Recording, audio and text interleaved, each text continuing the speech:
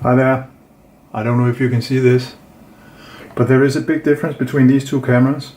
This is the 7500 and this is the 750, and there is a little ISO button here, and believe it or not, you can really miss that little thing.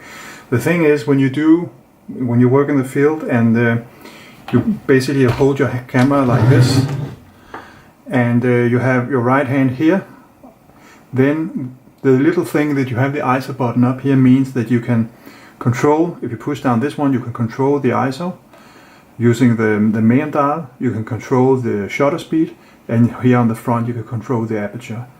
So you have full control of the exposure triangle just because they have this little ISO button up here. And that means when your eye is on the viewfinder, you don't have to move your hand away. You basically can keep your eyes in the viewfinder if you have learned where these buttons sit, which is you quickly will. And once you have gotten used to that, it's really, really addictive and really difficult to live without.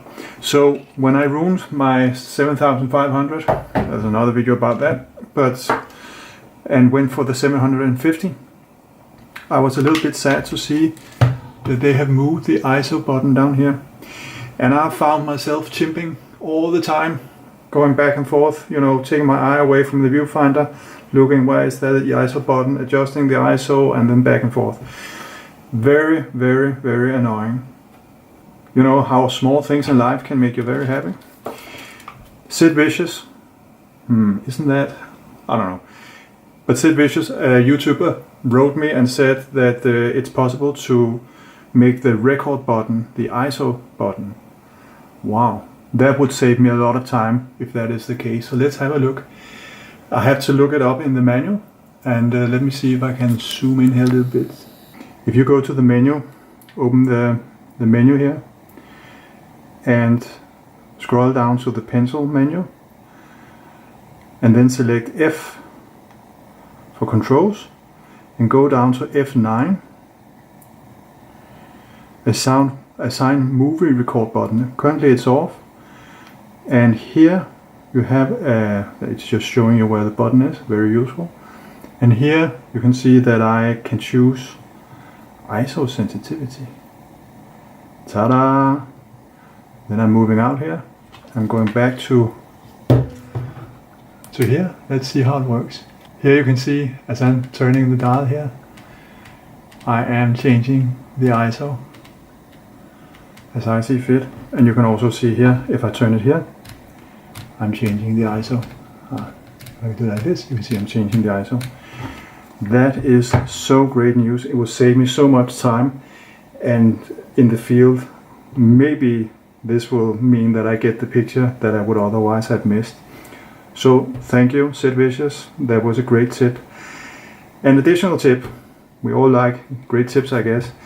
If you are typically shooting in aperture priority mode as I am, and you want to go to manual mode, but you're a little bit uncomfortable with manual mode because it's the three things you have to control in one go.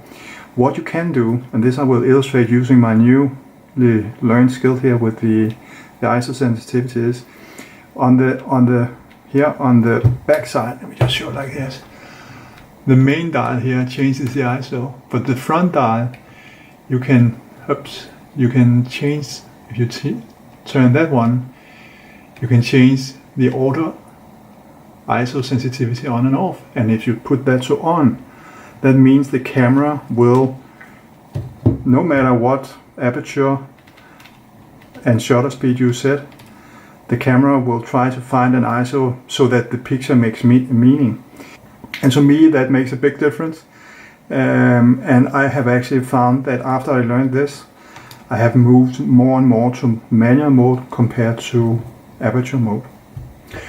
Okay, hopefully that was useful. It was certainly useful for me to get this knowledge. So thanks again to Sid Vicious.